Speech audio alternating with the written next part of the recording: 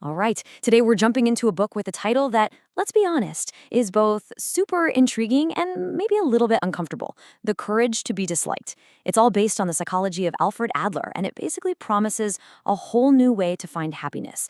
But it's going to ask us to unlearn some of the stuff we thought we knew. So let's dive in. So, right out of the gate, the book hits you with this question that just stops you in your tracks. What if all your unhappiness isn't because of your past or your job or your situation, but because you yourself chose it? I know, it's a huge radical idea, and it's the foundation for literally everything else we're about to talk about. So, how on earth could unhappiness be a choice? Well, according to Adlerian psychology, the answer is to completely rethink the power our past has over us. And this is where it really goes head to head with the ideas of Sigmund Freud, who most of us have probably heard a lot more about. Okay, so this slide gets to the core of it. Think of it like this. Freud's idea, etiology, is all about looking backward. It says you are the way you are because of what happened to you as a kid, right? Your past trauma causes your present problems. But Adler's idea, teleology, completely flips the script. It looks forward. It says, nope, you're actually using your past experiences to justify a goal you have right now. So trauma doesn't cause your problems, you use the memory of trauma to achieve a current purpose. It's a huge shift in thinking. And this is what I love about Adler's philosophy. It puts the power right back in your hands. This quote says it all. It doesn't matter what cards you were dealt in life. What matters is how you decide to play them, right now. The focus completely shifts from who you are to what you do with what you've got. Okay, let's make this real with an example straight from the book. There's a young woman who's terrified of blushing, and it's stopping her from going on a date with someone she likes. Now, a Freudian approach might dig around in her past looking for some embarrassing event that caused this. But the Adlerian way asks a different question. What is the purpose of the blushing? And the answer is, the goal is to avoid the date and to avoid the possibility of being rejected.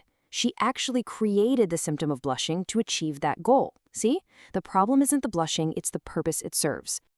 So, if our past isn't the big bad wolf we thought it was, then what is the root of all our problems? Well, according to Adler, the answer is surprisingly simple, and it's all around us every single day. That's the big claim, right there. Every single one of your problems, your anxiety, your feelings of inferiority, your self-doubt, it all boils down to your relationships with other people. And why? Because we're social creatures, you know? We're wired to live in communities. So of course our biggest heartaches and our biggest headaches are going to involve other people. Seriously, the only way to have zero problems would be to be the only person living in the entire universe. And this is where the book gets super practical. It gives us a tool for this called the separation of tasks. It's a really simple three-step process. First, you just ask, whose task is this? So take a parent who's trying to force their kid to study. Whose task is studying? It's the child's task. The consequence of not studying, a bad grade, belongs to the child too. When the parent gets all worked up and tries to force it, they're stepping on the child's task. The whole principle is to just let go of other people's tasks. Are you worried about what your boss thinks of you? Guess what? That's their task. What they think is their business, not yours. Now, this whole idea of separating tasks, it's the key. It's the key that unlocks the entire book and leads us right to that title. It gives us a brand new and, yeah, pretty challenging definition of what it means to be truly free. And there it is, the big one.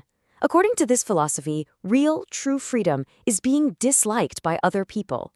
It means you finally stop trying to manage their opinions of you, which is their task, and you are finally free to focus on your own life. It's having the courage to live by your own principles, whether you get applause for it or not. Now, let's be super clear here. The goal is not to go around being a jerk just so people dislike you. That's not it at all. It's about accepting a really simple truth. If you spend your life trying to please absolutely everyone, you will please no one, and you'll end up miserable.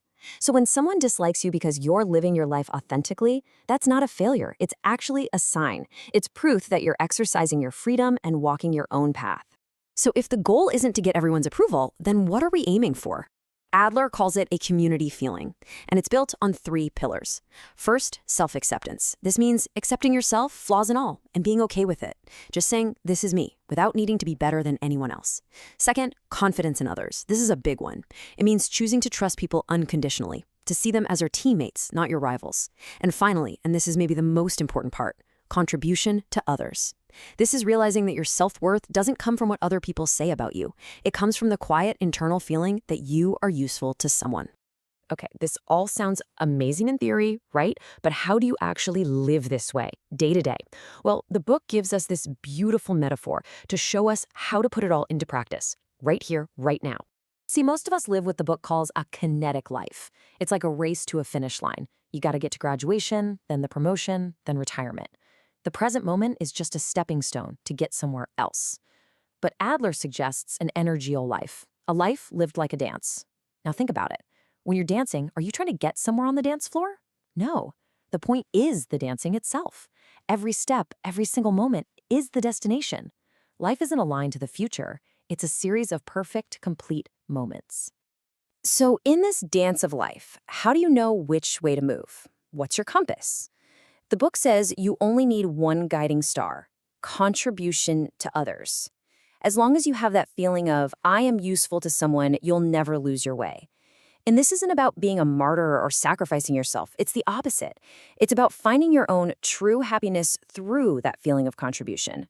That's what gives your life direction and a deep sense of meaning. At the end of the day, the book's message is that happiness is actually simple. It's about having the courage to let go of other people's tasks, to accept yourself as you are, and to find your happiness in contributing to others. Which leads me to the final question I want to leave you with.